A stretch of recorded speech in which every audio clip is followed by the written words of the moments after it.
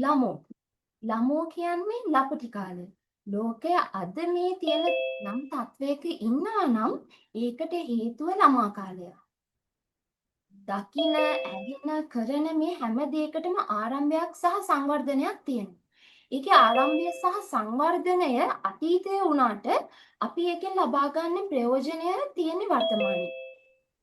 එතකොට අද අපි කරන යම්කිසි දෙයක් හොඳ විදිහට කළොත් සහ අපි අද වෙනස් කරගත්තොත් තමයි අපිට හොඳ අනාගතයක් නිර්මාණය කරගන්න පුළුවන් වෙන්නේ. ළමෝ කියන්නේ ලදරු නෙවෙයි. ඒකෙන් කියවෙන්නේ නැහැ තවම බැහැ කියන අර්ථය. මහා විශාල පර්වත තුල තියෙන පුංචි සිතුරු වශයෙන් යන නුග මුල් වර්ධනය වුණාට පස්සේ ඒ මහා විශාල පර්වත දෙකඩ වෙනවා අපි පරිසරයෙන්ම අත්දැකීමෙන් දකිනවා. ඉතින් මට හිතෙනවා ළමෝ කියන්නේ ගොඩක් පරිස්සමෙන් පරිශීලනය කරන්න ඕන දෙයක් කියලා. අද අපේ කතිකාවතේ දෙවනි දිගහැරුම. අපි ඒකට තෝරගත්තා ඒ සඳහා සුදුසුම අපූර්ව වැඩකරුවෙක්. පොළවේ පය ගහලා ලෝකේ තියෙන විදිය තේරුම් අරගෙන වෙන්නේ මොකක්ද? ඒ කොහොමද කියන එක පැහැදිලි කරගෙන දත්ත පරිශීලනය කරලා බරසාර දත්ත ගොනුවක් ළමෝ කියලා පළවෙනවා. මේ ප්‍රකාශයට පත් කරපු ළමෝ කෘතියේ කර්තෘතුමාව අපි වාසනාවන්ත වෙනවා අපේ කතිකාවතට අපේ දෙවෙනි දිගහැරුමට එකතු කරගන්න. එතුමා මනෝචිකිත්සක ආචාර්ය රවීන්ද්‍ර රණසිංහ මහතා. මං ආයිබෝවන් කියලා පිළිගන්න ඔබතුමාව. මං හිතනවා ඔබතුමා හොඳ සෞඛ්‍යකින් පසු වෙනවා කියලා. ආචාර්යතුමනි, ගිය සතියේ අපි එස් පතිරගේ වෛද්‍යතුමාගේ එතුමා සමග කරපු සාකච්ඡාවේදී අපි තහවුරු කරගන්නවා එතුමාගේ සායනික අත්දැකීම් තුලින් මේ සමාජයේ බහුතරයක් දෙනා මුහුණ දෙන බහුතරයක් තරුණ ප්‍රජාව සහ බහුතර පිරිස මුහුණ දෙන මානසික සෞඛ්‍ය අභියෝගය තමයි කාංසාව, බීතිකාව සහ මානසික ආතතිය කියන්නේ කියලා. ඒක ඔබතුමා රචනා කරපු මේ ළමෝ කෘතියනොත් අපිට සාක්ෂි සහිතව ඔප්පු වෙලා තියෙනවා. ආචාර්යතුමනි, මම දැනගන්න කැමති ඔබතුමා මේ පොතෙන් නිරාවරණය කරපු විශේෂේත්‍රයට ගිහිල්ලා පාසලක මුඛ්‍ය අභිමතාර්ථය වෙච්ච අධ්‍යාපනය සඳහා සුදුසු පරිසර නැත්නම් අධ්‍යාපනය සඳහා වූ සංස්කෘතිය කියන එක අපේ පාසල් පද්ධතිය තුල නැද්ද? සහ එහෙම සිද්ධ නොවෙන්න අපේ පාසල් සංස්කෘතියේ බලපෑම් තියෙන හේතු කාරණා මොනවාද? හොඳයි. බොහොම ස්තුතියි සලීෂී, මට අද මේ සැසට ආරාධනා කිරීම ගැන. ළමෝ කියන කෘතිය පරිශීලනය කරාම ඔබට තේරෙනවා මේ කුඩා දරුවෝ මොනතරම් හඬ නැගීමක් කරනවද, සමහර වෙලාවට නිහඬව කියාගන්න කෙනෙක් නැතුව තමන් තුළම මේ තමන්ගේ හැඟීම් තෙරපගෙන අතිවිශාල ලෙස රෝගී බවට පත් වෙලා ඒ කරන හැඬුම තමයි මේ ළමෝ කෘතිය ඇතුලේ අපිට පරාවර්තනය වෙන්නේ. දැන් අපි අඳුර ගන්න ඕනේ ඒ කියන්නේ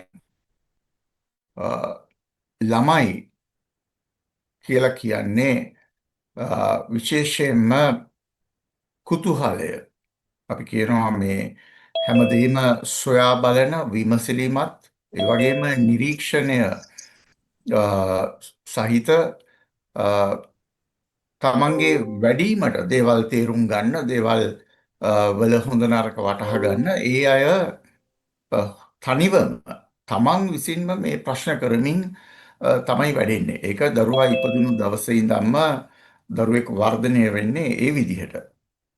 ඒතර අපේ පාසල් පද්ධතියට දරුවා එනකොට අන්නේ ඒ විමසන සුළු ඒ දේවල් සොයා බලන ඒ වගේම නිර්මාණශීලී මේ ස්වභාවය දරුවාගේ අපිට පේන්න ගන්නවා මර්ධනය කරන රටාව.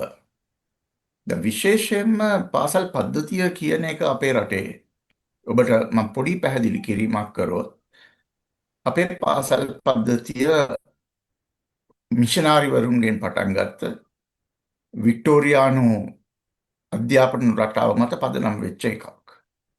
ඒකේ තේරුම ඇවිල්ලා දරුවන් පන්ති කාමර තුල ගාල් කරන්නේ වික්ටෝරියානු සමාජය ඇතුලේ ඒ අයගේ ශික්ෂණය දඬුවම හරහා විනය හරහා තහවුරු කරගන්න.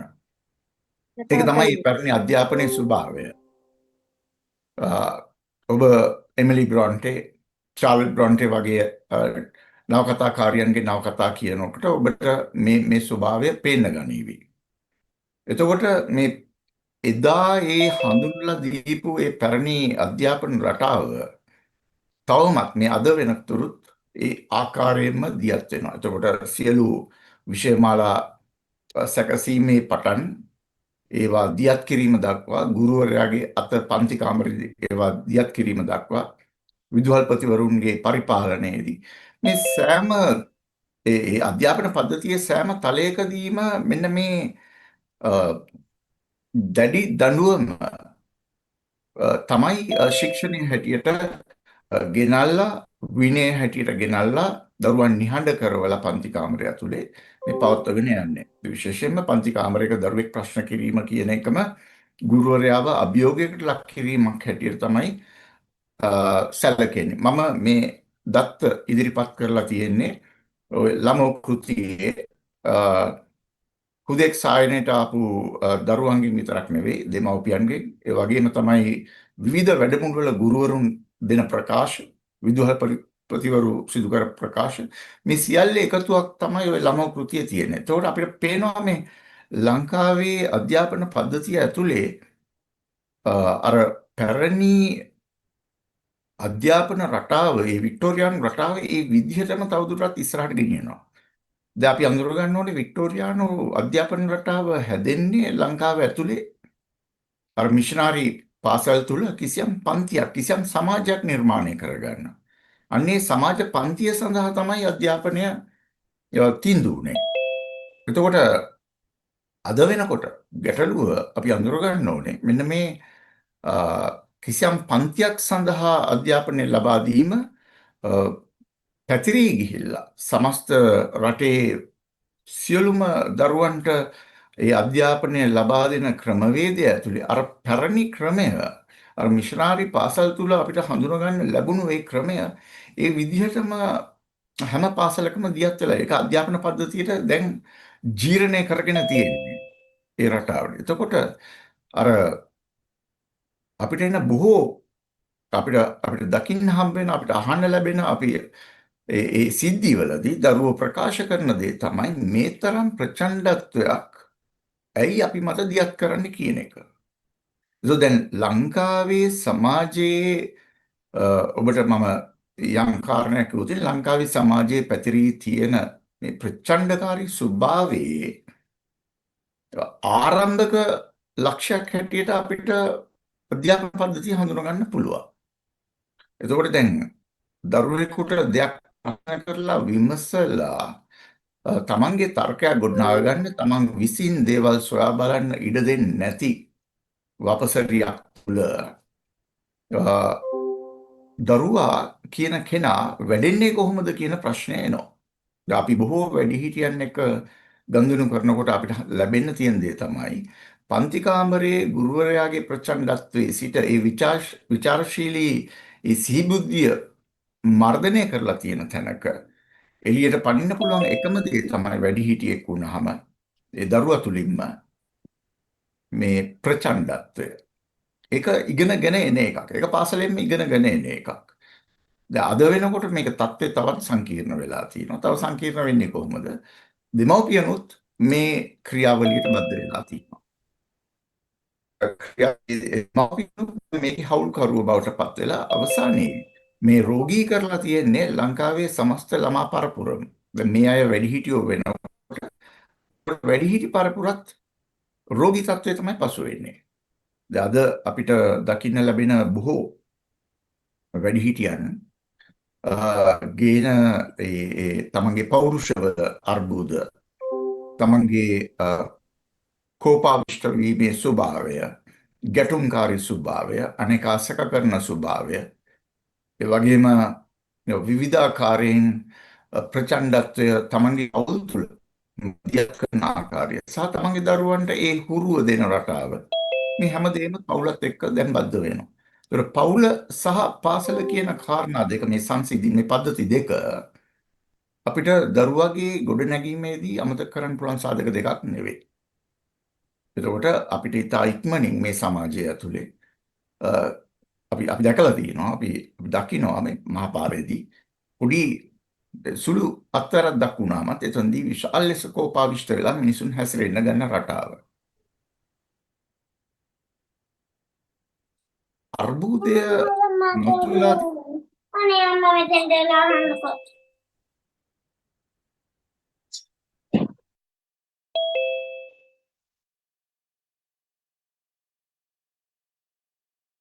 අ, පාඩමක තේමාවක් අරගෙන ඒ පිළිබඳව සංවාද කරලා ඒ ගැන අවබෝධයක් ලබාගෙන ගුරුවරයාවත් ඒකට සම්බන්ධ කරගෙන එහෙම යන ඉගෙනුමක් ලංකාවේ නැහැ.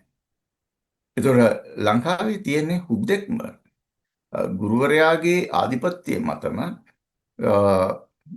පවතින ඉගැන්වීම් ක්‍රියාවලියක්. දැන් අපි බොහෝ වෙලාවට ගුරුවරුන් එක්ක වැඩ කරනකොට අපි කියනවා පුළුවන් තරම් ඔබ බලන්න කොයිතරම් නිර්මාණාත්මක වෙන්න පුළුවන්ද කිසියම් පාඩමක් කිසියම් තේමාවක් ඉදිරිපත් කරන. නමුත් එතනට සීමාවල් තියෙනවා. අපි කොයිතරම් කතා කරත් ඒ විෂය මාලාවේ තියෙන දිගපළල ගැන කල්පනා කරාම සහ ගුරුවරයෙකුට තියෙන ලේඛනකාරී අධික බර මේ සේරම අපිට සලකලා ගත්තාම මෙතනදී වින්දිතයෝ බවට ළමයි පමණක් නෙවෙයි ගුරුවරුන්ටත් වෙලා තියෙනවා. දැන් මේක තමයි පද්ධතියේ ස්වභාවය. එතකොට මේක තනිකර අපිට දකින්න පුළුවන් වෙන්නේ තමන්ව තමන්ගේ මිනිස් බව අහෝසි කරගෙන ළමයින්ගේ මිනිස් බව විදියක් නෑ වැඩිහිටියන්ගේ මිනිස් බව අහෝසි කරගෙන ඒ මිනිසත් බව පාගාගෙන යන ගමනක්.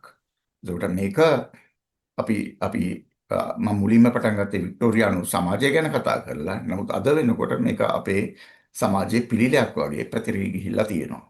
මේ ප්‍රචණ්ඩකාරීත්වය. ඒතකොට මේකට විවිධ නම් දීලා තියෙනවා. දැන් අපිට කියන්න පුළුවන් මේ මර්ධනය ඇවිල්ලා විනය ගොඩනැගීම. එහෙම නැත්නම් මේ මර්ධනය ඇවිල්ලා දරුවන් ශික්ෂණය කිරීම. මේ ආකාර වචන වලින් තමයි මේක ක්‍රියාත්මක වෙන්නේ. ඉතින් ප්‍රශ්නය ඇවිල්ලා දරුවන් හැටියට මිනිසෙයින් හැටියට ඒ තමන්ගේ මනුෂ්‍ය ගති ස්වභාවයන් ඉදිරියට ගෙන එන්නට ඉඩක් නොදෙන පරිසරයක් නැත්නම් පද්ධතියක් නම් අධ්‍යාපනය අපේ දරුවන්ට මෙවැනි පද්ධතියකින් මෙවැනි මරණකාරී පද්ධතියකින් කොයිතරම් ගමනක් යන්න පුළුවන් වෙයිද? දැන් අපි දන්නවා අපි උදාහරණ හැටියට ගත්තොත් පහේ ශිෂ්‍යත්වයේ සඳහා දරුවන් පුහුණු කරන රටාව දෙමාපියන් සහ ගුරුවරු. දැන් මට මේ ඊයේ පෙරේද ආරංචි වුණා එක්තරා පාසලක ගුරුවරියක් ඒ ශිෂ්‍යත්වයේ දරුවන්ට ප්‍රශ්න පත්‍ර 60ක් දීලා තියෙනවා. මොකද ඇගේ එකම ඉලක්කය ඇවිල්ලා මේ දරුවන් වැඩිම ලකුණු ගන්න එක. දින දෙක තුනක් තුල සම්පූර්ණ කරගෙන එන්න. දැන් එතකොට දැන් මෙතනදී මේ ප්‍රශ්න පත්‍ර 60ක් මේ අවුරුදු 9ක 10ක දරුවෝ මේ කොහොමද කරගෙන යන්නේ කියන කාරණේ පිළිබඳව ගුරුවරියට එහෙම අවශ්‍යතාවයක් ඒ පිළිබඳ අවබෝධයක් නැහැ. නමුත් දැන් අපි දකින දේ තමයි මොනතරම් ආතතියක් දරුවා තුල හට ගන්නවද? දරුවන් ආහාර ගැනීමේ මොනතරම් අක්‍රමතාවයකටපත් වෙනවද? දරුවන්ගේ නිින්දට කොතරම් මේ ක්‍රියාවලිය බාධාවක් වෙනවද? ඒ වගේම දරුවන් සහ දෙමාපියන් අතර අන්තර් සම්බන්ධතාවය, දරුවන් සහ අනෙක් දරුවන් අතර තියෙන අන්තර් මේ මිනිස් සම්බන්ධතාවයන්ට ඇති වෙන බලපෑම් මේ කියන ආකාරයේ විශාල තර්ජිත තත්ත්වයක් දරුවට තියෙනවා. ඒතකොට අපි ළමෝ ඇතුලේ දකින්නේ මෙන්න මේ තර්ජිත තත්ත්වය අපිට දැන් මම හිතන්නේ වෙනස් කරගන්න ඒ තත්ත්වෙන් ගැලවෙන්න මම හිතන්නේ අපිට දැන් කාලය ඇවිල්ලා තියෙන්නේ. ඒ සඳහා දෙමෝපියන් වගේම වැඩිහිටියන් ක්‍රියාත්මක වෙන්න ඕනේ කියලා මම හිතනවා. ඉතින් මට මෙතනදී ඔබ අහපු ප්‍රශ්නෙට දෙන්න තියෙන හොඳම පිළිතුර තමයි අපිට මෙවැනි තර්ජිත තත්වයකින් ගැලවෙන්න, මෙවැනි පීඩනකාරී පද්ධතියකින් ගැලවෙන්න මොනතරම් දේවල් තව කරන්නට සිදු වෙනවද? එතකොට අධ්‍යාපනයේ ප්‍රතිසංස්කරණ වල ඉඳන් විශාල වැඩ කොටසක් කරන්න සිද්ධ වෙනවා. මම මෙතනදී මතු කරන එකම කාරණය අර පවුලෝ ෆ්‍රේරි කියන අධ්‍යාපනඥයා බ්‍රසීලිය අධ්‍යාපනඥයා අවධාරණය කරපු ඒ කාරණය. ඒ තමයි දරුවාට තමන්ගේ ජීවිතයත් එක්ක බද්ධ වෙච්ච අධ්‍යාපනයකට යොමු වෙන්න ලංකාව දැන් ඉඩ හරින්නට ඕනේ. මේක තමයි මට ඔබට දෙන්න පුළුවන් හොඳම උත්තරේ මෙතනදී. ෆ්‍රේරගේ ඒ අධ්‍යාපන මතවාදය මම හිතන්නේ ළමෝ තුල අපි මතු කරන්න උත්සාහ කරනවා.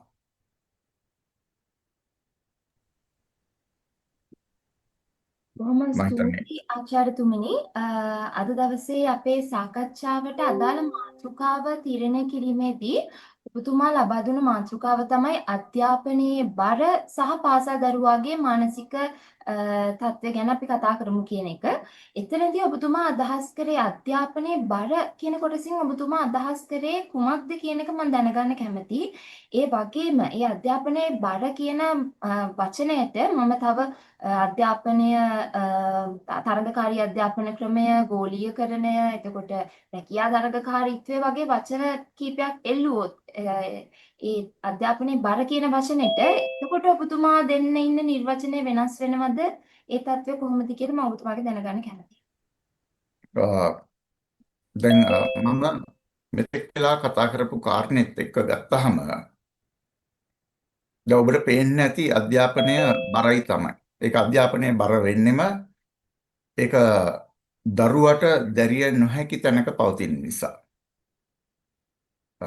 මම මතු කරන තර්කය තමයි මේ තමන්ගේ ජීවිතයට බද්ධ නොවුණු අධ්‍යාපනයක් ගෙනල්ලා දරුවට අර තැන්පත් කරනවා වගේ මොළය විවෘත කරලා හිස්කබල දිගහැරලා ඒකට තැන්පත් කරනවා වගේ දෙයක් වීම නිසා දරුවා ඇත්තටම මේ අධ්‍යාපනයෙන් ඈත් වෙච්ච කෙනෙක්.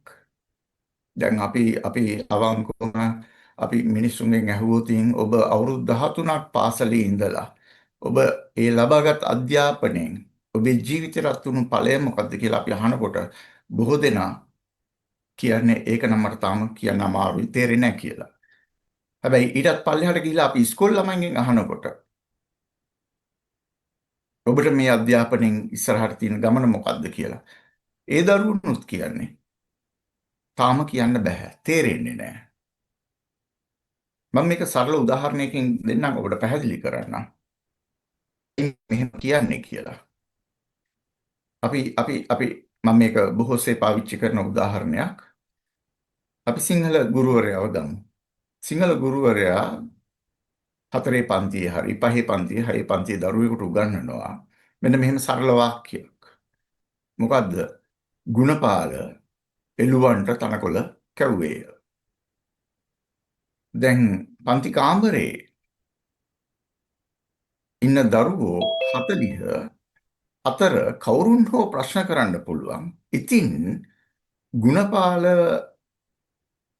එළුවන්ට තනකොළ කැව්වට මට ඇති ඵලය මොකක්ද?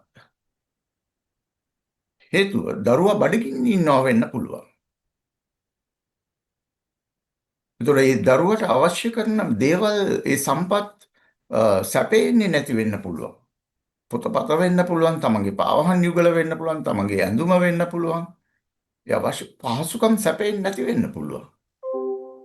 ඒතකොට ගුණපාල එළුවන්ට තියා මොනසතාට තනකොළ කැව්වා. ඒක දරුවගේ ජීවිතයට අර්ථයක් වෙන්නේ කොහොමද? ඒක දැන් මම මේ පෙන්වන්න හදන්නේ අධ්‍යාපනය දරුවගේ ජීවිතයට අර්ථයක් සපයන තැනක් නෙවෙයි නම් එතෙන්දී දරුවගේ ජීවිතය අර්ථ ගන්න ක්‍රමවේද නැත්තම් එහෙමනම් ඒ අධ්‍යාපනය සාර්ථක අධ්‍යාපනයක් වෙන්න බෑ. දැන් උතන තමයි අර පීඩනයේ යොදලා උගන්වන එක තමයි මේ තාමත් සිද්ධ වෙන්නේ. අර මම කලින් කියපු. ඉතින් ඒක නිසා අපි උතනින් පොඩ්ඩක් එහාට ගියොත් ඔය පීඩනකාරී අධ්‍යාපන රටාවේ ඊළඟ ප්‍රතිඵලය වුණේ රැකියාව වුණේ අපි දැක්කා. රැකියාව වෙළඳපොලේ විශාල ගැටලු මතුවෙන්න ගන්නවා. අපේ විශ්වවිද්‍යාල අධ්‍යාපනය ඇතුළත් ඒකම තමයි සිද්ධ වෙන්නේ. ඒතකොට එළියට ගියාම රැකියාව වෙළඳපොළයි අධ්‍යාපනය අතර විශාල දුරස් වීමක් තියෙනවා. ඒතර මේ දුරස් වීම බිඳගන්නේ කොහොමද? ඔන්න ඔය ගැටලුව ලංකාවේ පැහැදිලිව දකින්න තියෙන එකක්. අද විශ්වවිද්‍යාල දරුවෝ පාරට ඇවිල්ලා කියනවා නම් අපිට රස්සා දෙන්න කියලා. නැත්නම් උපාධි ලබා ගත්තා ඒ කියනවා අපිට රස්සා දෙන්න කියලා. එහෙනම් වෙළඳපොළ පිළිබඳව විශාල ගැටලුවක් තියෙනවා. ඒතර රැකියාව වෙළඳපොළට අවශ්‍ය කරන ඒ අලුත් දේ සපයන්න අධ්‍යාපනයට බැරි නම් එහෙමනම් ඒ අධ්‍යාපනයේ යල්පිනු අධ්‍යාපනයක් බවට පත් වෙනවා. දැන් උදාහරණයකට අද මම ඔබට කිව්වොත් අද අපේ ඉන්න ගෝවියා පිළිබඳ කරන විශාල උත්කර්ෂවත් කතා බහ තියෙනවා. නමුත් ඇත්තටම අද ඉන්න තරුණයා කියන්නේ ගොවි මහතාගේ දරුවා අර ගොවි මහතා වගේම ඒ නගුල අරගෙන ඒ මීහරක් අරගෙන ඒ ට්‍රැක්ටරේ අරගෙන යන්න ලෑස්ති නෑ. එතනින් එහාට යන්න මොනවද යාට තියෙන විධික්‍රම අස්වැන්න නෙලන්න. ඒකට එයා ඒක කල්පනා කරනවා. අනිත් එක වීද අපිට දැන් මේ වෙලාවේ ගෝලීය වශයෙන් ගත්තාම වීද අපි නිෂ්පාදනය කරන්න ඕනේ. අපිට බැරිද වෙනත් දේවල් නිෂ්පාදනය කරන්න? අපිට බැරිද ඇන්තූරියම් වගාවට? අපිට බැරිද ඕකිඩ් වගාවට? මෙන්න මෙහෙම ප්‍රශ්න කිරීමක් ගොවි මහතුරුන්ගේ දරුවන් අතර එහෙම දකින්න තියෙනවා. මෙන්න මේක තමයි අපි කියන්නේ ගෝලීය බද්ධ වෙන්න නම් ගෝලීය අවශ්‍යතාවයන්ට ගෝලීය වෙළඳපොළට අවශ්‍ය කරන ඒ රැකියා නිෂ්පාදනය වීමක් මේ පොළ උඩ වෙන්න ඕනේ. එතකොට අපේ පාසල් පද්ධතියේ එකේ පන්තිය ඉඳන් 13 පන්තිය දක්වා යන ඒ අවුරුදු 13ක ගමන ඵලදායී කරගන්න අපිට මොනවද ඉදිරිපත් කරන්න පුළුවන් දේවල්. මේක ඇත්තටම ප්‍රතිපාදි සම්පාදකයන් අත සාකච්ඡා විය යුතු, වාද විය යුතු, ඒ වගේම සැලකිල්ලට බඳුන් විය යුතු තත්ත්වයක්. එහෙම නැති වුණොත් වෙන්නේ අපි අර පහේ ශිෂ්‍යත්වයේ 10 O level විභාගය ඊට පස්සේ 13 A level විභාගය කියන මෙන්න මේ කඩයින් තුනක් දිහා බලාගෙන මේ දරුවන්ගේ විශේෂයෙන්ම IQ එක අපි කියනවා බුද්ධිපලය විතරක් හොයාගෙන අපි මේ යන ගමන. ඒ බුද්ධිපලය හෙවීමේ පළක් වෙන්නේ නැහැ අවසානයේදී. අර මම මගේ මුලින් කතාවේ පෙන්වුවා වගේ. චිත්ත වේගිකව ඒ දරුවෝ දුර්වල නා. ඒ වගේම සමාජීය බුද්ධිය අපි කියනවා සෝෂල් ඉන්ටරැක්ෂන් එක ඒ සෝෂල් ඉන්ටෙලිජන්ස් එක අඩු නම් එතකොට ඒ දරුවන්ට සමාජීය කරන්න තියෙන ගනුදෙනුවත් අඩාල වෙනවා. ඉතින් ඒක නිසා අපි දරුවා ගැන සලකලා බලනකොට ළමයා ගැන සලකලා බලනකොට අධ්‍යාපනයේ පොදුවේ සලකලා බලනකොට මේක හුදෙක් බුද්ධිපලය මැනීමක් පමණක් නෙවෙයි ඊට එහා ගිය විශාල වැඩපිළිවෙලක් තියෙන්න ඕනේ මෙතනදී. අපි පෙන්වා දෙන්න දේ තමයි රැකියාව වෙළඳපොළට එන්න. මොකද්ද තියෙන ක්‍රමය? අපි පියවරෙන් පියවර ඇවිත් තියනවාද? එකක්. දෙවැනි එක ගෝලීය වෙළඳපොළට අවතීර්ණ වෙන්න අවශ්‍ය කරන තාක්ෂණික ඥානය සහ ඒ ඉගෙනුම් තියනවාද? දැන් මේවා කිසිම දෙයක් නැතුව තමයි අපි මේ සාකච්ඡා. මම මේ ඔබට සරල දෙයක් කියන්න. විශේෂයෙන්ම දැන් අපිට අපේ අයිතීන් ගැන කතා කරන්න අපිට අපි මිනිස්සු හැටියට අපේ තියෙන වටිනාකම් ගැන කතා කරන්න තියෙන හොඳ විෂයක් තමයි සමාජ සාධාරණත්වය පිළිබඳ අධ්‍යාපනය. නමුත් මේ සමාජ සාධාරණත්වය පිළිබඳ අධ්‍යාපනය අපේ පාසල් පද්ධතියට ඇතුල් වෙලා නැහැ. එතකොට අපි සමාජ සාධාරණත්වය පිළිබඳ අධ්‍යාපනයක් නැත්නම්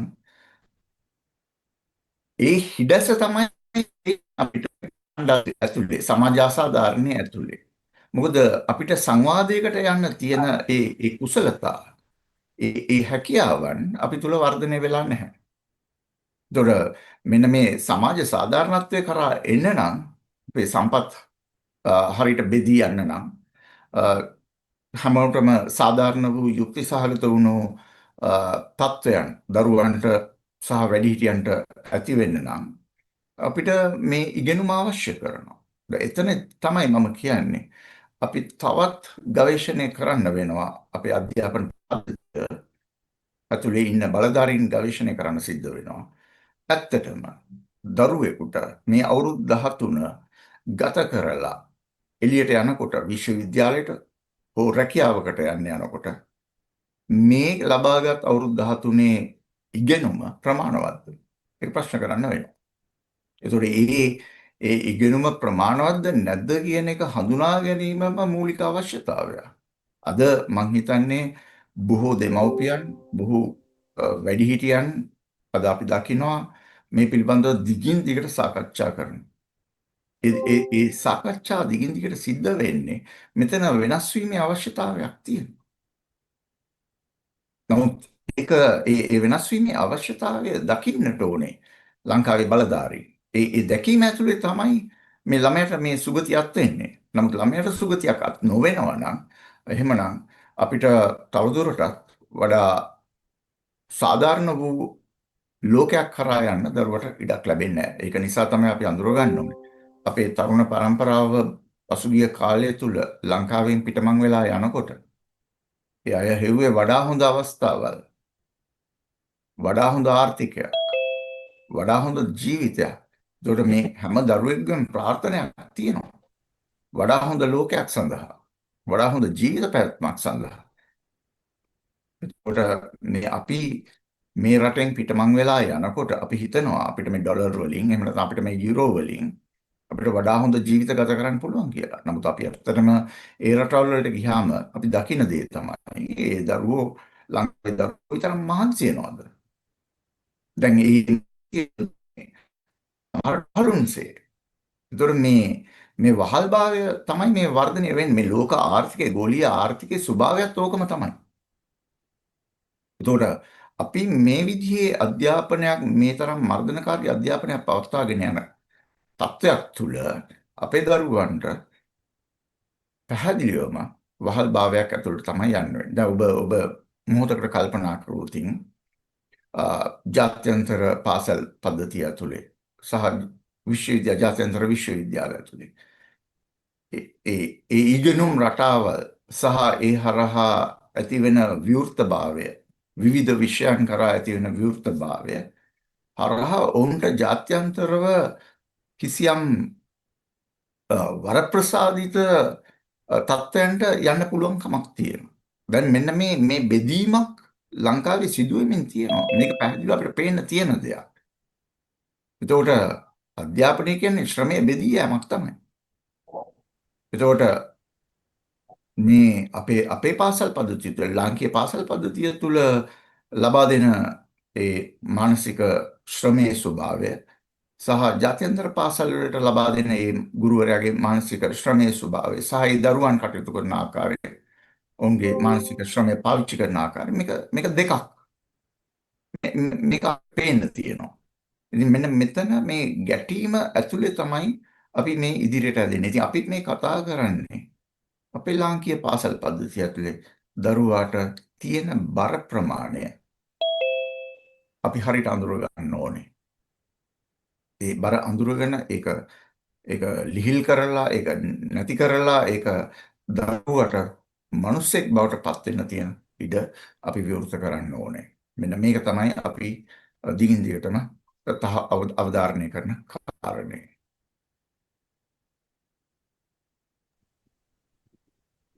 ස්තුතියි ආචාර්යතුමනි. ළමෝ කෘතිය පුරාවටම අපිට හම් වෙනවා චරිත කිහිපයක්. නෙත්මි, රුවන්, සෙත්මි, මාර්ෂා ඒ වගේ පොඩි ළමයි, පුංචි ළමයිගේ චරිත වලින් අපේ වැඩිහිටි සමාජයට මාර ලොකු පණිවිඩයක් ඒගොල්ලන්ගේ ජීවිත වලින්ම ලබා දීලා තියෙනවා. ඒ කියා දුන්න හැම පාඩමක් ඇතුළෙම අවාසනාවට වක්‍රව හරි ඍජුව හරි සම්බන්ධ වෙලා ඉන්නේ පෙර ළමාවිය ගත කරපු අපේ වැඩිහිටියෝ අපේ ගුරුවරු අපේ දෙමව්පියෝ එහෙම අර වඳින්න ඕන ගුරු මව්වරු ගුරු පියවරු ඇතුලේ ළමයිගේ ජීවිතවලට නරක අත්දැකීම් දරා ගන්න අමාරු අත්දැකීම් ලබා දුන්නු ගුරුවරු ඉන්නවා කියන එකට හොඳම සාක්ෂිය තමයි ළමෝ පොත. මං ඔබතුමාගෙන් දැනගන්න කැමතියි. දැන් ඔබතුමාගේ කතාවේ පළවෙනිම ප්‍රශ්නයට අදාළව ලබා දුන්න පිළිතුරේදී ඔබතුමා කියනවා ගුරුවරු වින්දිතයෝ බවට පත් වෙලා ඉන්නවා මේ ක්‍රමය ඇතුලේ කියලා. මම ඔබතුමාගෙන් දැනගන්න කැමතියි අද දවසේ අපේ අවසාන පැනය මේ විදිහට ගුරුවරු දරුවන්ව තලන්න පෙලන්න යොමු වෙන්න ගුරුවරුන්ට බලපාන මානසික ගැටලුව. ඒ කියන්නේ ගුරුවරයාගේ සපත්තුවර නැග්ගම ගුරුවරයා මේ ගැටලුවට මුහුණ දෙන්න හේතු වෙන කාරණා මොනවද කියලා මම ඔබතුමාගෙන් දැනගන්න කැමතියි. ඔව්, මං හිතන්නේ සලිසි මේක ඉතාමත්ම වැදගත් ප්‍රශ්නයක්. ඒකට හේතුව දැන් ලංකාව කියන මේ දුප්පත් රටේ ගුරු වෘත්තිය කියන කාරණේදී ඔබ දන්නවා මේ රැකියා සුරක්ෂිතතාවය කියන එකට තියෙන අපිට අපි කතා කරොත් රැකියා සුරක්ෂිතතාවය ගැන ගුරුවරයා තමන්ගේ සමස්ත කාලයම ගත කරලා තියෙන්නේ පාසලක. දැන් ගුරුවරයාට තමන්ගේ පැවැත්ම සහතික කරගන්න පුළුවන් මේ වෘත්තිය ඇතුලේ. නමුත් ඔබ දැනගන්න ඕන දැන් අවුරුදු 20ක් 25ක් 30ක් එකම පාසලක ඒ ගුරු වෘත්තියේ නියැලලා ඉන්න ගුරුවරයා අතිශය මානසිකව පීඩාවට ලක් වෙච්ච කෙනෙක්. ඒ ගුරුවරයාට සම්මානත් දෙනවා. අවුරුදු 25 පිරුණාම සම්මාන දෙනවා. අපි ඒවත් දැකලා තියෙනවා. නමුත් ඒ ගුරුවරයාට අලුත් දෙයක් ගේන්න පුළුවන් කමක් නැහැ දරුවන්ට. අවුරුදු 25ෙම හෝ 30ෙම කරලා තියෙන එකම දේ තමයි. ඒතර අලුත් දෙයක් ගේන්න බැරි තත්ත්වයේ ඉගෙනුමක්ද ගුරුවරයාට හිමි වෙන්නේ. දැන් අපිට බොහෝ පාසල් වල අපිට හම්බෙච්ච ගුරුවරු කියන දේ තමයි මේ කලකිරීමෙන් කතා කරන එක. ඒ කලකිරෙන්නේ වෙන මොකක්වත් නිසා නෙවෙයි. ඒ ගුරුවරයා මත පැටවෙන විශාල බරක් තියෙනවා. ඒක ලේඛන කාර්ය, ඒ වගේම විෂය පතේ ඒ විෂය මාලාවේ තියෙන පුළුල් බව. තමයි මේ දුෂ්කරතාවය. මොකද මේ විෂය පතේ විෂය මාලාවේ තියෙන පුළුල් බව දරුවෙකුට දරා ගන්න පුළුවන් එකක් නෙවෙයි. එතකොට ඒ දරුවාට දරන්න බැරි බරක් තමයි ගුරුවරයා අරන් එන්නේ. ඒ ගුරුවරයාත් ඒ සඳහා සූදානම් වෙන්න ඕනේ. නමුත් එකම තැන පල් වෙන ගුරුවරයාට මේ අලුත් දෙයක් හැටියට මේ කාරණා ඉදිරිපත් කරන්න බෑ. හේතුව ගුරුවරයා නිර්මාණශීලී වෙන්නේ නැහැ මේ ක්‍රියාවලිය ඇතුලේ. ඒක ගුරුවරයා වින්දිතේ කොතනදී?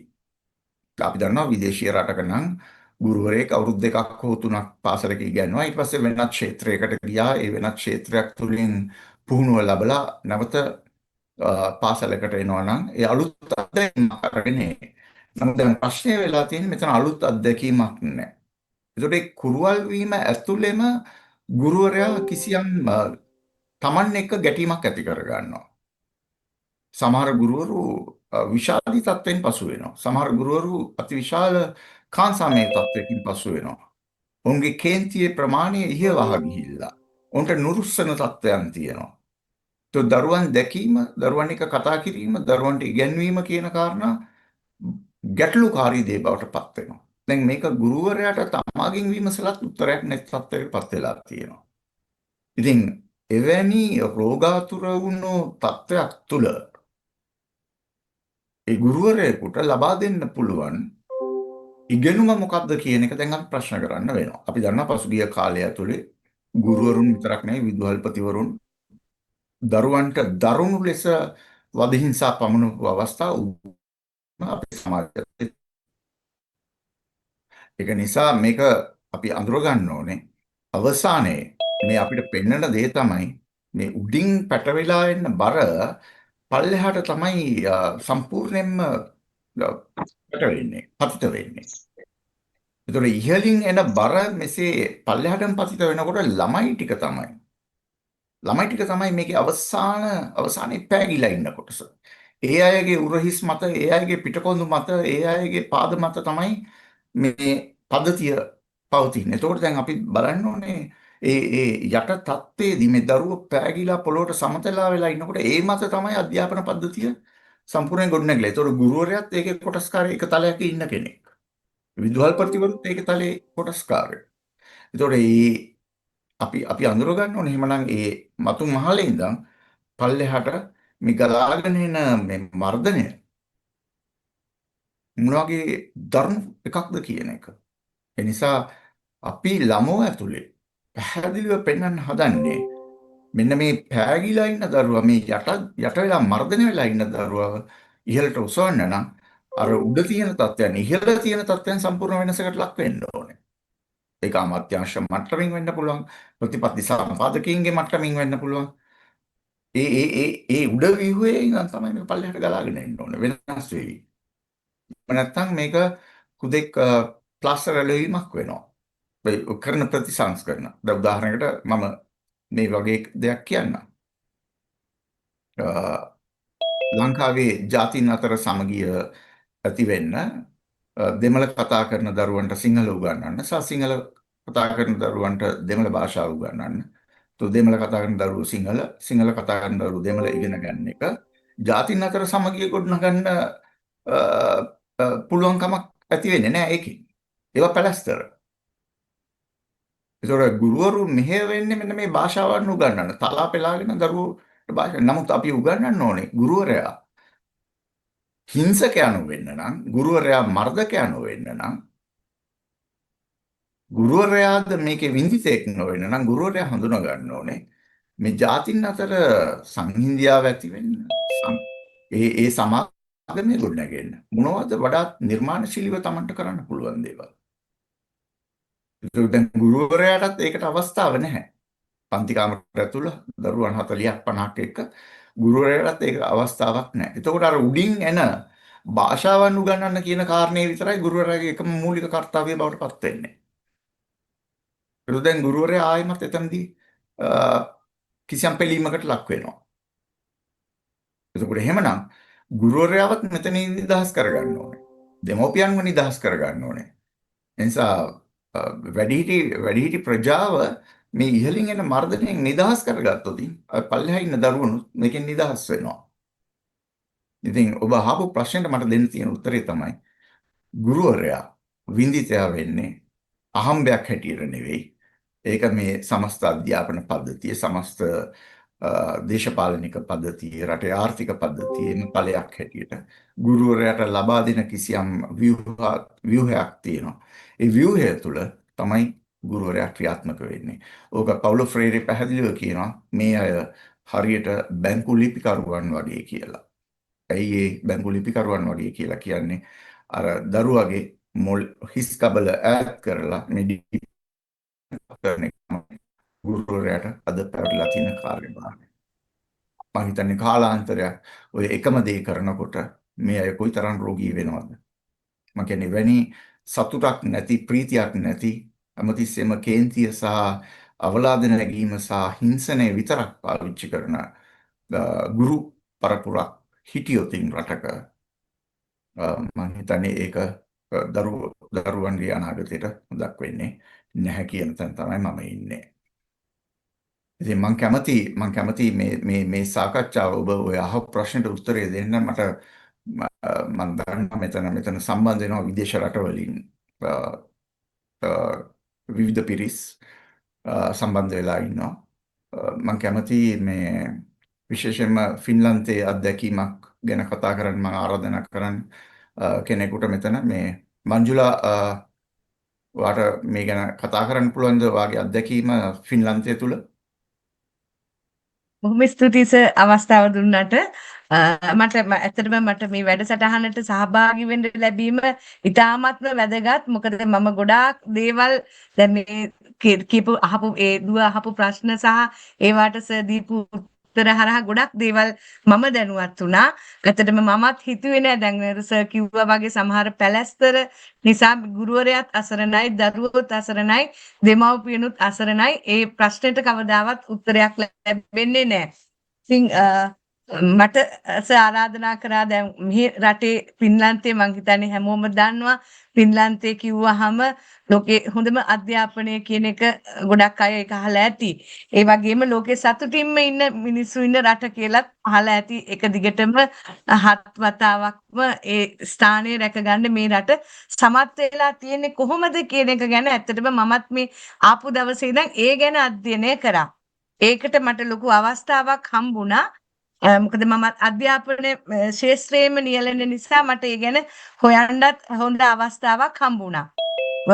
මම දකින්න ලොකුම දෙයක් තමයි සර් මෙතනදී අර සර් කිව්වා වගේ රැකියා වෙළඳපොළ තාක්ෂණය කියන එක මේගොල්ලන්ගේ ඉහළින්ම තියෙනවා. කියන්නේ එක වසරේ ඉඳලා මට දැන් සර් මට කිව්වා ඒගොල්ලන් ඒ ටැබ්ස් දෙන එක දැන් අඩු කරනවා කියලා. නමුත් අර මුලදී ඒ තත්ත්වෙත් ඇත්තටම ගැටලුකාරී වෙන්න අවස්ථාවක් තියෙන ඇති. නමුත් තාක්ෂණය කියන එක ළමයාට මුල ඉඳලම හම්බෙනවා. මම පුංචි දෙයක් සට මෙතන පෙන්වන්න කැමති හැමෝටම මේ මගේ දුව දැන් 3 වසරේ පේනවද දන්නේ පේනවද නැත් හදලා තියෙනවා මේ පොඩි මේ මොකද පෙන්සිල් කේස් එකක් ලී වලින් පෙන්සිල් හෝල්ඩර් එකක්. එතකොට මේකට මේ ෆෝන් එකක් දාන්න පුළුවන්. එතකොට අර සවුන්ඩ් එක වැඩි වෙලා ඇහෙනවා. මේකට එහෙම දැම්මහම මේ පෙන්සිල් හෝල්ඩර් එක. එතකොට මේ ඔක්කොම ලී වැඩ කරන්නේ පන්ති කාමරය තුල. එතකොට අර ඒ කියන්නේ මේ රැකියාව වෙළඳපොළට අවශ්‍ය දේ කුඩා කාලේ ඉඳලා මේ දෑතේ හුරුව ලබා දෙනවා. කිසිම තරඟකාරී විභාගයක් නැහැ. තියෙන්නේ 9 වසරේදී තියෙන විභාගයෙන් ඒකත් ඒ කියන්නේ ලොකු තරඟකාරී විභාගයක් නෙමෙයි. ඒකෙන් තෝරා ගන්න පුළුවන් උසස් අධ්‍යාපනයේට විශ්වවිද්‍යාල පැත්තද තෝරාගන්නේ නැත්නම් වොකේෂනල්ද කියලා. දැන් යම් ළමෙක් වොකේෂනල් පැත්තේ ගියොත් ඒ පුහුණුවෙන් පස්සේ ඒ කියන්නේ වෘත්තීය පාඨමාලා පුහුණුව අවුරුදු 3යි. ඒකෙන් පස්සේ නැවත යාට විශ්වවිද්‍යාල ප්‍රවේශය තියෙනවා. ඒ කියන්නේ කිසිම ළමෙක් අධ්‍යාපනය තුළ අතරමං වෙන්නේ නැහැ. අනිත් කාරණාව තමයි මම ගොඩාක් දැකපු දේ මෙහි අපිට තියෙන්නේ මේ ඉන්ඩිවිජුවලිසම් කියන එක නෙමෙයි. මෙතන තියෙන්නේ කලෙක්ටිවිසම් කියන එක. කියන්නේ අපේ ගෝල් එක අධ්‍යාපනයේ අරමුණ වෙන්නේ හැමතිස්සෙම පොදුවේ රටක් හැටියට ගොඩ යන්න මිසක් පුද්ගලයෙක් හැටියට නෙමෙයි. දැන් ඒ තුල තමයි අර දැඩි තරඟකාරීත්වය නිර්මාණය වෙලා ළමෙකුට පොතක් දෙන්නේ නැහැ, නෝට් එකක් දෙන්නේ නැහැ. ඒ අන්නේ ඒ විදිහට අපි ආත්මාර්ථකාමී දරුවෝ පිරිසක් බිහි වෙන්නේ මේ එකක් මේ තරඟකාරී අධ්‍යාපනයේ හරහා මේ ගෝල් එකකට යන්න. අර කිව්වා වගේ විශ්වවිද්‍යාල ප්‍රවේශයට, ශිෂ්‍යත්වයේ හොඳ පාසලකට යන්න. මේ වගේ හැමතිස්සෙම දීලා තියෙන ළමයට අපිට ගෝල් එකක් ඕනේ. හැබැයි ඒක පුද්ගලිකව තියෙන තාක් අපි තමන්ට ගොඩ ගහ ගන්න බලනවා. ඒතර මේ රටේ ඉතින් මිනිසුන්ගේ සරලකමත් හරිම වැදගත්. අර සර් කියනා වගේ කේන්ති ගිය මිනිස්සෙක් මම තාමත් දැකලා නැහැ. කිසිම පාරක යනකොට දැන් අපිට ඇත්තටම හරි පුදුමයි මේ රටේ වාහනවල හෝන් නැද්ද කියලා. කියන්නේ හෝන් එකක් ඇහෙන්නේ නැහැ. ඉතින් අනේ ඒ කියන්නේ ඒ තරමට හික්මීමක් තියෙන්නේ මේ අධ්‍යාපනයේ හරහාම තමයි. අධ්‍යාපනයෙන් බලාපොරොත්තු වෙන හික්මීම අර කිව්වා වගේ දඬුවම හරහා නෙමෙයි ලැබිය යුත්තේ.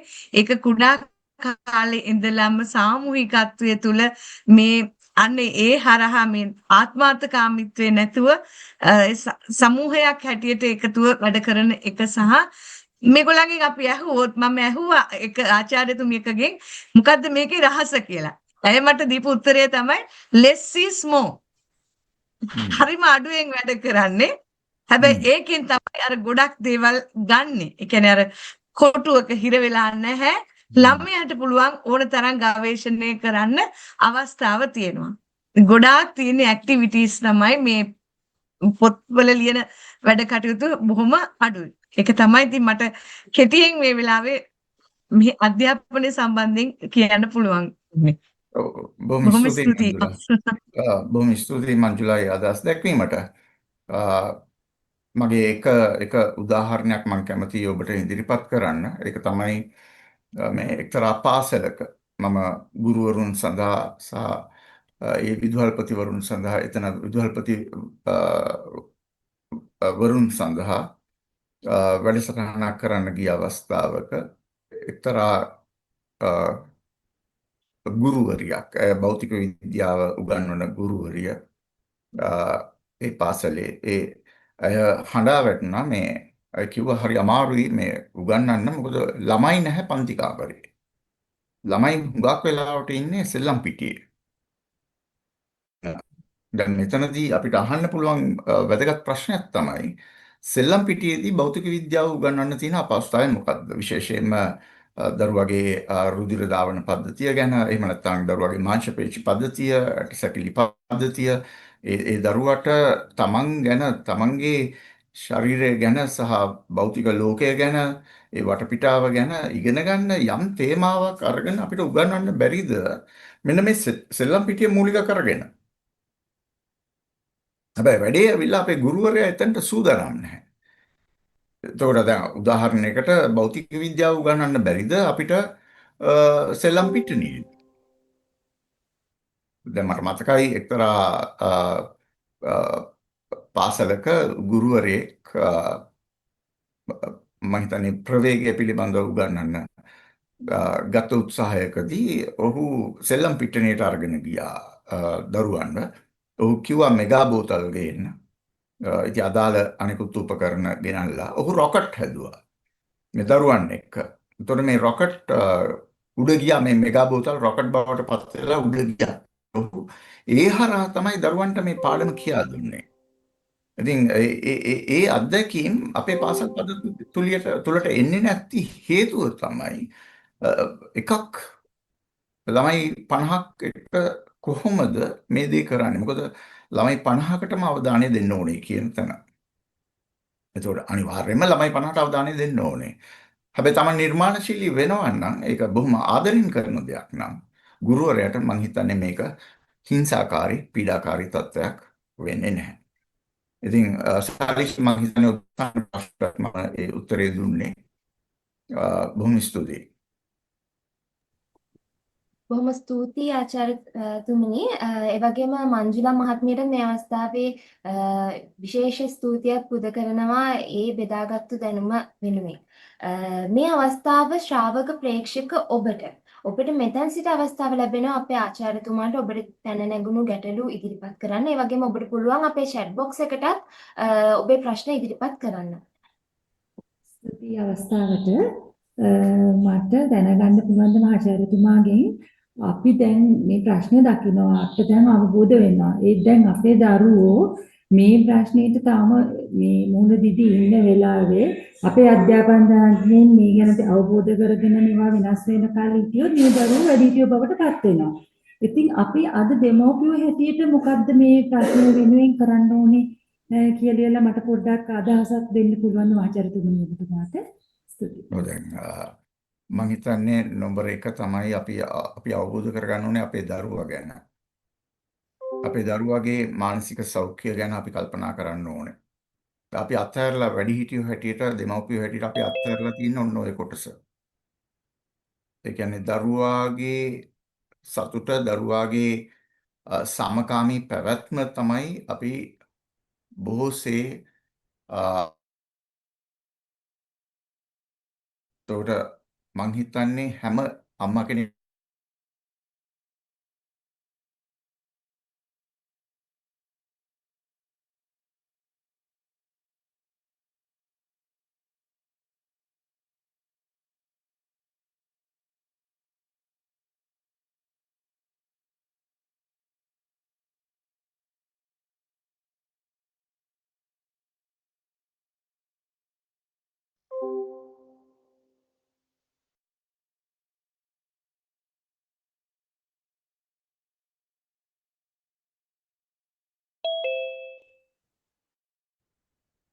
මම හිතන්නේ තාක්ෂණික දෝෂයක් සිද්ධ වුණා සමහරවිට.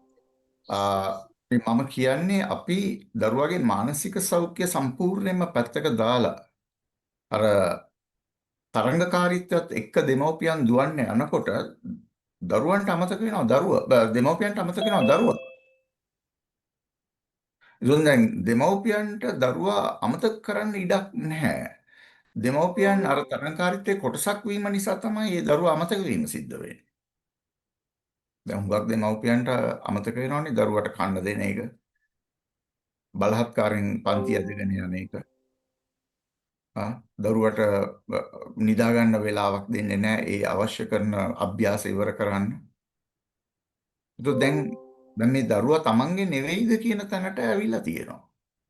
දැන් ඔබ අහපු ප්‍රශ්නෙට මට දෙන්න තියෙන හොඳම උත්තරය තමයි අම්මලා සහ තාත්තලා අඳුර ගන්න ඕනේ මේ තමන්ගේ දරුවන්ව තමයි තමන් මේ මස් කඩේට ඇද්දගෙන යන්නේ. මේ තමන් මේ ඉත්තෙක් හදලා තියෙනවා. සමහර වෙලාවට මේ තමන්ට කරගන්න බැරි දේ දරුවා හරහා කරගන්නවද දන්නෙත් නැහැ. ඒක එහෙම වෙන්න පුළුවන්. අපි බොහෝසේ දන්නවා තමන්ට අත් කරගන්න බැරි තත්ත්වයන් දරුවන් ලවා කරගන්න දෙමව්පියන් මහන්සි ගන්න තත්ත්වයන් මේ ඉගෙනුම් රටාවේ ස්වභාවය. අතිශය පුද්ගලවාදී ලෙස ක්‍රියාත්මක වෙන. එතනදී අපි තමන්ගේ දරුවත් මිනිස්සෙක් කියන එක වටහා ගන්න අඳුර ගන්න බැරි තැනට අම්මා තාත්තා පත් වෙලා. ඉතින් මම හිතන්නේ මට මේ මානෙල් මහත්මියට දෙන්න තියෙන උත්තරේ තමයි මම කියන්නේ හැම අම්මා කෙනෙක්ම තාත්තා කෙනෙක්ම අඳුර ගන්න ඕනේ මූලික කොට මේ මගේ දරුවා. ඒ දරුවාගේ මානසික සුතාවය, ඒ දරුවාගේ සෞඛ්‍ය ආරක්ෂා කිරීම, ඒ දරුවා හොඳ මිනිසෙක් වීම, යහපත් මිනිසෙක් වීම ඒක තමයි තමන්ගේ එකම අභිමතාර්ථය සහ ප්‍රාර්ථනාව විය යුත්තේ. ඒ හැරෙන්න වෙන දෙයක් නැහැ. ඉතින් මේකෙන් ගලව ගන්න නම් දෙමව්පියන් ඒ සඳහා සූදානම් වෙන්න ඕනේ. අනිත් එක දැඩි දඬුවම් වලට දරුවෙක් අහු වුණාම ඒ පිළිබඳව කතා කරන්න දෙමව්පියන් ඉස්සරහට එන්න ඕනේ. අද බොහෝ වෙලාවට අතිශය දරුණු වද හිංසාවන්ට දරුවෝ ලක් වෙලා කරබාගෙන හරි නැත්නම් මානසික පීඩාවට ලක් වෙලා හරි ඉන්නේ දෙමව්පියන් විසින් අර ගුරුවරයා ආරක්ෂා කිරීම හෝ පාසල ආරක්ෂා කිරීම වෙන මොකක්වත් නෙවෙයි. එතකොට අපි දකින දේ තමයි මේ දෙමව්පියන්ගේ නිහඬතාවයම තමයි ගැටලු අර්බුදය. ඒක තමන්ගේ දරුවාට හිංසාවක් වුණාම ඒ ගැන කතා කරන්න හයියක් නැති දෙමව්පියන් නම් ලංකාවේ ඉන්නේ. ඒ ගැන හඬක් නගන්න හැකියාවක් නැත්තම් ඒ සාමූහික එකතුවක් නැත්තම් එතනදී දෙමව්පියන්ගේ එතන ප්‍රශ්නයක් තියෙනවා.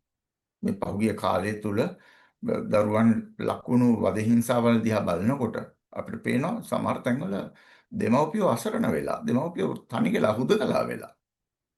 මේක තමයි ලංකාවේ තත්ත්වය. ඒ නිසා දෙමව්පියන් ඉස්සරහට එන්න ඕනේ, හඬ නගන්න ඕනේ. මම හිතන්නේ මානෙල් මහත්මියට මම සාධාරණ උත්තරයක් දුන්නා කියලා. ඔව් සර් ස්තුතියි බොහොම ස්තුතියි. සර් මමයි මානෙල් මගේ මේ ප්‍රශ්නය සර් දැන් ඇත්තටම මගේ දරුවාගේ තියෙන මට්ටමත් එක්ක අපි ඇත්තටම උඩුගම් බලා පීනපු දෙමව්පියෝ වුණා. මොකද ඉස්කෝලේදීත් අපිට තිබුණේ මේ දරුවන්ව පීඩාවට පත් කරන්නේ නැති يعني ඇත්තටම ශිෂ්‍යත්වයෙන් පවා හිරිහැරයක් කරන්නේ නැහැ අපි. එහෙම දෙයක්. ඉතින් නමුත් සර් අපි මේකේ දකින දෙයක් තමයි මේ අධ්‍යාපන ඉහළ තලයේ තියෙන මේ පීඩනය නිසා ඇත්තටම ගුරුවරයාත් පීඩාවටපත් වෙනවා. ඒ පීඩනය හැමතිස්සෙම දෙමව්පියන්ටයි දරුවන්ටයි පැටවෙනවා. අවසානයේදී විඳවන්නේ දරුවෝ. නමුත් මෙතන වෙනස් වෙන්න ඕනේ ඉහළ ස්ථානයයි. ඒක ඇත්තටම පෞල් ප්‍රශ්න ඇති කරනවා සමහර පෞල්වල මේ අධ්‍යාපන ගැටුම තේරුම් ගන්න බැරුව. ඉතින් සර් අපිට බැරිද මේ ඉහළ තත්ත්වය වෙනස් කරන්න යමක් කරන්න? ඒකට මොකද්ද පියවරක් තියෙන්නේ? ඔව් මම කියන්නේ ඔබ අහන ප්‍රශ්න ටිකක්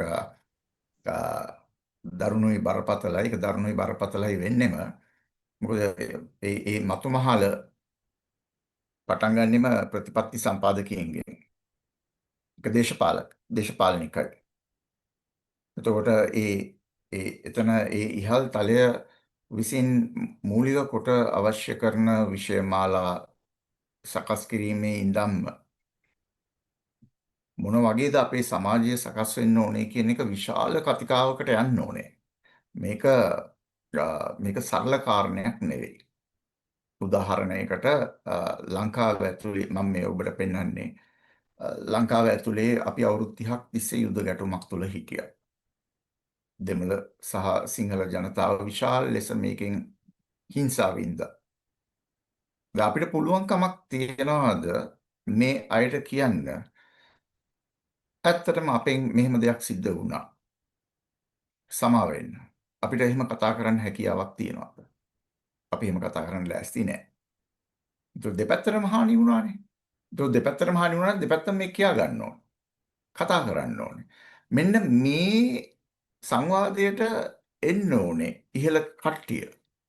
එතකොට ඒ අය ඇවිල්ලා කියන්න ඕනේ රයිට් අපේ දරුවන්ට මෙහෙම හිංසාවක් තියෙනවා. අපේ දරුවන් අපි ගලව ගන්න ඕනේ. එහෙමනම් දෙමව්පියන් එක්ක වැඩිහිටියන් එක්ක ගුරුවරුන් එක්ක අපි කතිකාවක් ඇති කරගන්න ඕනේ. අපේ අධ්‍යාපනය කොහොමද වෙනස් වෙන්න ඕනේ කියලා. මොන විදිහට හැඩගැහෙන්න ඕනේ කියලා. අපි අවංක නැහැනේ තාම එතනට. අපි එතනට තවම අවංක නැහැ. ඔබ කියනවා වගේ ඒ ඉහළින්ම තමයි මේක වෙනස් වෙන්න. මම ඒ කලිනුත් පෙන්නුවා. ඒතකොට මේ වෙනස් වීම නොවන තාක්කල් අපි අර මම කිව්වා වගේ අපේ දරුවන් වහලුන් බවට පත් කරගෙන යන මේ ගමන දිගටම සිද්ධ වෙයි. එතනදී මම කියන්නේ ප්‍රතිරෝධය එන්න ඕනේ දෙමව්පියන්ගේ. දෙමව්පියන් අඳුර ගන්න ඕනේ තමන්ගේ දරුවා වෙතනට පත් කරගන්නේ නැතුව ඉන්න. මම කලින් උත්තරේදී ඒක කිව්වා. ඒ කියන්නේ වැඩිහිටියට හැකියාවක් තියෙන්න ඕනේ. ඒ කියන්නේ මගේ දරුවා මම ඇයි මේ තත්ත්වයට පත් කරන්න කියලා ප්‍රශ්න කරන්න. දැන් මම දන්නවා අධ්‍යාපනය කියන එකේදී විධිමත් අධ්‍යාපනය කියන එකට එහා ගිහිල්ලා අවිධිමත් අධ්‍යාපන රටාවල් ඕන තරම් තියෙනවා ලෝකේ. දැන් සාමාන්‍යයෙන් හෝම් ස්කූලින් කියලා තියෙනවා. සමහර දෙමව්පියන් දැන් හෝම් ස්කූලින් වලට ඇවිල්ලා තියෙනවා. ඒ කියන්නේ තවදුරටත් පාසලක් වෙත යවන්නේ නැහැ. නමුත් තමන් ගෙදර ඉඳන් උගන්වනවා. තමන් පරිසරය ඇතුලේ ගිහිල්ලා උගන්වනවා. තමන් විවිධ කණ්ඩායම් එක්ක තමන්ගේ දරුවන්ව යොමු කරලා උගන්වනවා. එතකොට මේ විවිධ අංශයන්ගෙන් මේ දරුවගේ ඉගෙනීම සිද්ධ වෙනවා. එතකොට ඒක පන්ති කාමරයක් තුළ හිර කරලා කරන්න ඕන ඉගෙනීමක් නෙවෙයි. ඒතකොට පන්ති කාමරේ ලැබෙන්නේ නැති විශාල ඉගෙනීමක් එළියේ සිද්ධ වෙනවා. දැන් ඒක නිසා මම කියන්නේ අපිට උඩ ඉන්න කට්ටිය මතුමහලේ ඉන්න කට්ටියව ඒ කට්ටිය වෙනස් වෙන්න ඕනේ කට්ටිය මොනවද වෙනස් කරන්නේ කියලා අපි කෑ ගහලා දඟලනටත් වඩා මං හිතන්නේ ඊට වැදගත් දේ තමයි මේ අපි තීන්දුවකට එන්න ඕනේ. මේ අපේ දරුවන් ආරක්ෂා කරගන්න. මම හිතන්නේ ඒක තමයි ඇත්තටම වෙන්න ඕනේ. අපිට බයක් තියෙනවානේ. අපේ දරුවා ඉස්කෝලේකට ගියේ නැත්නම් එයාට මොකද්ද වෙන්නේ? මොකද ඉස්කෝලේ තමයි අපි සමාජය හැටියට දකින්නේ. හැබැයි ඉස්කෝලෙන් පිට ලොකු සමාජයක් තියෙනවා. දැන් මේකේ ප්‍රතිරෝධය මම වෙන විදිහකට පෙන්නන්නම්. ඒ කියන්නේ ඉස්කෝලේට ඔබ යවනවා. ඔබ යවලා ඉස්කෝලෙන් පිටත තියෙන නොවිධිමත් අධ්‍යාපනයටත් ඔබ දරුවව යොමු කරනවා. දැන් එතකොට මේකේ ලොකු පරස්පරයක් තියෙනවා. ඔබ කොයි එකද බාරගෙන තියෙන්නේ? ඒක පාසල තියෙන්නේ ඔබේ දරුවට නමක් හැටියටද නැත්නම් ඔබේ දරුවගේ කුමක් සඳහාද? ලයිසමක් ගැනීමට. ඒක අර නොවිධිමත් අධ්‍යාපනයටත් දරුවව යොමු කරනවා. මම කියන්නේ මෙන්න මේ ප්‍රතිවිරෝධය ඇතුලේ තමයි මේ දෙමව්පියන් හිර වෙලා ඉන්නේ. මෙන්න මේක බිඳ ගන්න ඕනේ. ඒතකොට තමන්ගේ අභිලාෂයන් මුදුන් පමුණවා ගන්න දරුවව හිර කරන්නේ නැතුව ඒ දරුවව එතනින් ගලව ගන්න ක්‍රමවේදය ගැන හිතන්න පුළුවන්. අද මං හෝම් ස්කූලින් ගැන කිව්වේ ඒක උදාහරණයක් හැටියට. අද සමහර දෙමව්පියන් ඒ තීන්දුවට ඇවිල්ලා තියෙනවා. සහ ඒ දරුවන් හොඳට ඉගෙන ගන්නවා. ඒක උදාහරණයක් තියෙනවා ලංකාව ඇතුලේ. මම හිතන්නේ මම ඔබට දීපු පිළිතුරු ප්‍රමාණවත් කියලා මං හිතනවා. සර්ට බැරිද මේ පියවරක් ගන්න අපිත් එකතු වෙන්න දෙමව්පිය හැටියට යමක් කරන්න. දැන් ඇත්තටම මම දරුවා ඒ ක්‍රමයට අරන් ගියට පාසලේ ගුරුවරියට කිව්වහම මේ දරුවට හිරිහැර කරන්න එපා කියලා එයා ඊට පස්සේ වචනේ මානසිකව මොකද එයාත් එයාගේ පීඩන. දැන් අපි ඇත්තටම අපි බලද්දී අපිට ගුරුවරියට මුකුත් කියන්න බෑ. මොකද අපිටත් තේරෙනවා එයාත් ඉන්නේ පීඩනයකින්. පාසලේ කියන පද්ධතිය ඇතුලේ විදුහල්පතිවරයාත් පීඩනයකින්. එතකොට මේ ලෝකෙට අවසානයේ බිහි වෙන්නේ කවුද? මානසික රෝගීන්. ඒකද අපි කරන්න ඕනේ. එතකොට අපිට බැරිද ඇත්තටම අපි හැමදාම ওই කතාව අවුරුදු ගාණක් මම කතා කරා. හැමදාම උතන අපි හිර වෙනවා. දැන් අපි වගේ අය දැන් අපේ දැනුම අඩුවත් එක්ක අපිට බැහැනේ මේවා ගන්න. හැබැයි නමුත් කෙනෙක් ඒක සඳහා පියවර ගන්නවා නම් අවංකවම අපි උදව් වෙන්න කැමති. යමක් කරලා අපේ අනාගත පරම්පරාව හරි වෙනස් කරලා අපේ ලෝකෙට වටින දරුවන් දෙන්න, වටින ගුරුවරු සමාජ පද්ධතිය වෙනස් කරන්න පුළුවන් නම් ලොකු දෙයක් ඉතින්. ඔව් මම කියන්නේ එහෙම සමාජ පද්ධතිය එහෙම වෙනස් වුණේ නැහැ කියලාත් අපි දන්නවනේ පහුගිය කාලේ නේද? නේද? එහෙම අරගල ලංකාවේ සිද්ධ වුණේ නැහනේ. එතකොට එහෙම වෙනස් වීම කරන්න පුළුවන් කණ්ඩායම් ඉස්සරහට ආවෙත් නැහැ. එහෙම තනි තනියම කෑ ගහන හෝ එහෙම කණ්ඩායම් ගත වෙලා සටන් වදින හැබැවින් සටන් වදින කණ්ඩායමුත් ඉන්නවා මේ සමාජය ඇතුලේ. අපි ඒක දන්නවා දරුවන් ආරක්ෂා කරගන්න. මම කියන්නේ අපිට පුළුවන් වෙන්න ඕනේ මේ අපේ ප්‍රතිරෝධය පාන්න දැන් ඔබ කියනවා මේ ගුරුවරුන් හිර වෙලා ඉන්නේ විදුහල්පතිවරු හිර වෙලා තියෙන ඒ අයත් වින්දිතයෝ තමයි කියලා. පැහැදිලි. නමුත් ඒකෙන් ඇඟ වෙන්නේ නැහැ ඒ අයට පුළුවන් කියලා අපේ දරුවන්ට හිංසා කරන්න. තේරෙනවද? එතනට අපි ප්‍රතිරෝධයක් දාන්න ඕනේ. එයා එතනින් නවත්ත ගන්න ඕනේ. ඒකට අවශ්‍ය පද්ධති ලංකාවේ තියෙනවා නීතිමය රාමු තියෙනවා ඒ සඳහා. එතකොට එකම දේ ඇවිල්ලා සාමූහිකත්වය අතිශයින්ම අවශ්‍යයි. දෙමව්පියන් හැටියට සාමූහිකව කටයුතු කරන්න. ඒතොර මේ සාමූහික කටයුතු කරන්නේ නැති එකේ අවුලක් නෙමෙයි තියෙන්නේ. ඔබ හුදකලා වෙනවා. එතකොට මේ තත්ත්වයන් වෙනස් වෙන්නේ නැහැ. තවදුරටත් අර පරණ තත්ත්වෙම ඉස්සරහට යනවා. ඇයි? හුදකලාවේ ඔබට කතා කරන්න බැරි නිසා. එතකොට අපි අඳුර ගන්න ඕනේ මේ තියෙන තව අපේ සමාජය ඇතුලේ මේ සඳහා කටයුතු කරන්න පුළුවන් ආයතන පුද්ගලයෝ ඉන්නවා. ඒතකොට ඒ අය එක්ක අපි ඒකාබද්ධ වෙන්න ඕනේ. අපි සාකච්ඡාවල් වලට යන්න ඕනේ ඒවා. කතා බහ කරන්න ඕනේ. දරුවන් ආරක්ෂා කරගන්න ක්‍රියාවලිය එහෙමයි කරන්න වෙන්නේ. ඉතින් ඔබ මට පුද්ගලිකව ආරාධනා කරාට ඇත්තටම මට තනි පුද්ගලෙක් හැටියට මේක කරන්න බෑ. නමුත් අපිට සාමූහිකව ගොඩනැගිලා එහෙම තමයි යන්නේ. දැන් එහෙම කරන පිරිස් ඉන්නවා අපේ සමාජය ඇතුලේ. මම හිතන්නේ ඔබෙන් නැගෙන්නේ අර අම්මා කෙනෙක් හැටියට මේ ඒ කියන්නේ ඔබේ අසරණ භාවය ඒක අපිට හොඳටම පැහැදිලි හොඳටම වැටහෙනවා. දැන් මගේ දරුවා නම් ඇත්තටම O level කිට්ටු කරලා ඉන්නේ. ඔව්. නමුත් ඉතින් මම ලොකු උත්සාහයක් ගත්තා මේක මට තේරුණ නිසා යමක් කරන්න අර මේ ඇත්තටම අර මේ දරුවන්ගේ තියෙන මානසික අයිතිවාසිකම් උල්ලංඝනය කිරීම. මම හිතුවා මේක අපි ඇත්තටම හරිද? මේ එතනට ගෙනියන්න ඕන ගෙනහිල්ලා ඒ විදිහට පෙන්වන්න ඕන මේක සම්පූර්ණයෙන්ම වැරදි දෙයක්. නමුත් ඒකට ඇත්තටම සර්කිය වගේ අර කණ්ඩායමක් විදිහට එකතු වෙලා කියන්නේ දැනුමෙන් පිරි දැන් අපි කියන මවක් විදිහට මං කියන දෙයට වඩා ඔව්. සර් වගේ තව ගොඩ පිරිසක් කියනවානේ සර් දන්න ඒ වගේ කණ්ඩායමක් එකතු වෙලා සර් වැඩක් කරනවා නම් දැනුවත් කරන්න සර් අපි සම්පූර්ණයෙන්ම සහයෝගය දෙන්න වෙනවා. හොඳයි. හොඳයි. බොහොම ස්තුතියි. Thank you sir. අද ඔව්. දවසේ අපි කතා කරපු හරවත් රසවත් කතාබහේ අවසාන මිනිත්තු කිහිපය තමයි අපි මේ ගත කරමින් ඉන්නේ. ලෝකයේ බහුතරයක් ළමයිට දැනුවත්ව හෝ නොදැනුවත්ව සුඛිතත්වයට අභියෝග වෙච්ච පරිසරයක තමයි ජීවත් වෙලා ඉන්න වෙලා තියෙන්නේ කියලා අපි අද මේ කතා කරපු හෝරාවේදී අත්විඳා අත්දැක්කා. ඉතින් ඒ සමාජය, ඒ පරිසරය අර මහා පර්වතවල සිදුරු වලට රිංගපු පුංචි නුගමුල් වලින් පුපුරලා ගියා වගේ මහා පර්වත මේ සමාජයත් ඒ පුංචි පුංචි සුඛිතත්වයට අභියෝග වෙච්ච දරුවන් නිසා පුපුරලා විනාශයටපත් වෙන්න කලින් තියපු සුඛිත පියවරක් තමයි අද අපි මේ විදිහට අවසන් කරන්න යන්නේ.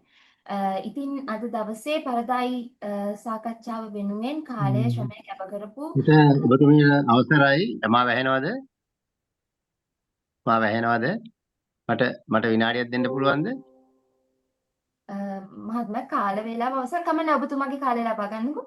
ඔව් මේමයි මම මේ රාජාසිංහ මහත්මයාට ස්තුතිවන්ත වෙනවා මම ආචාර්ය ඇලෙක්ස් පෙරේරා මම හිතන්නේ අධ්‍යාපනය සම්බන්ධයෙන් ඔබතුමාලා මේ ගන්න වේසර මම ස්තුතිවන්ත වෙනවා මම කියන්නේ මේක දෙමාපියන් දරුවන් සහ සමාජයේ තීරුම් ගන්න ඕන කාරණයක් මේක බරපතල ඛේදවාචක තත්යකට ඇවිල්ලා තියෙනවා. නමුත් මම හිතන්නේ කල වේලාව නැහැ මෙතන කතා කරන්න. එක දෙයක් අපිට කිව හැකි අපේ බලාපොරොත්තු ඔක්කොම අපි තියලා තියෙන්නේ මේ සමාජය තුළ ගමන් කරන මේ විධිමත් මේ ෆෝමල් এডুকেෂන් මේ විධිමත් පාසල ප්‍රමුඛ කරගත්තු ටියුෂන් පන්ති ප්‍රමුඛ කරගත්තු රටාව තුලම තමයි ළමයාගේ ගැලවීම තියෙන්නේ කියන මිත්‍යාවෙන් ගැලවෙන්න කල්පනා කරන්න පටන් ගත්තොත් මම හිතන්නේ සමාජයේට මේකෙදි යම් ප්‍රමාණයක වෙනසක් දකින්න අවස්ථාව සලස ගන්න පුළුවන්. ඒ සඳහා සමාජයේ ලොකු වෙනසක් වෙන්න ඕන ආය දේශපාලන ආර්ථික ක්‍රියාවලිය වෙනසක් වෙන්න ඕන ඒවා මෙතන කතා කරන්න වෙලාව මදි. මම කියන්නේ දෙමාපියන් හැටියට දෙමාපියෝ කීප දෙනෙක් මෙතන කතා කළා. ඒ අය කල්පනා කරන්න ඕන කරනවා මේ සමාජය තුළ මේ මිත්‍යාව හෙවත් මේ පැය කීපයක පාසල තුල හිර කරලා කරන අධ්‍යාපනයෙන් සහ අධ්‍යාපනයයි කියා ගන්න දෙයින් සහ ටියුෂන් පන්තියේ හිර කරලා කරන අධ්‍යාපනයයි කියා ගන්න දෙයින් අධ්‍යාපනය සම්බන්ධයෙන් හැබැයි ගිනුම් ක්‍රියාවලිය සම්බන්ධයෙන් සිදුවන සෙත ඉතාමත් අල්පයි. ඉතින් ළමයාටත් අපි ශක්තිමත් වෙනවා අපි දෙවිතන දෙමව්පියන් මේකට පෙරමුණ ගන්න ඕන කියලා. නමුත් ඇත්තටම මෙහි කර්තෘත්වයේ ළමයා. ඒ නිසා අපි වැඩෙන ළමයින් 7 8 9 මේ වගේ වැඩෙන ළමයින් සමග කතා කරලා ළමයින්ට කර්තෘත්වය ගන්න දෙන්නට ඕන.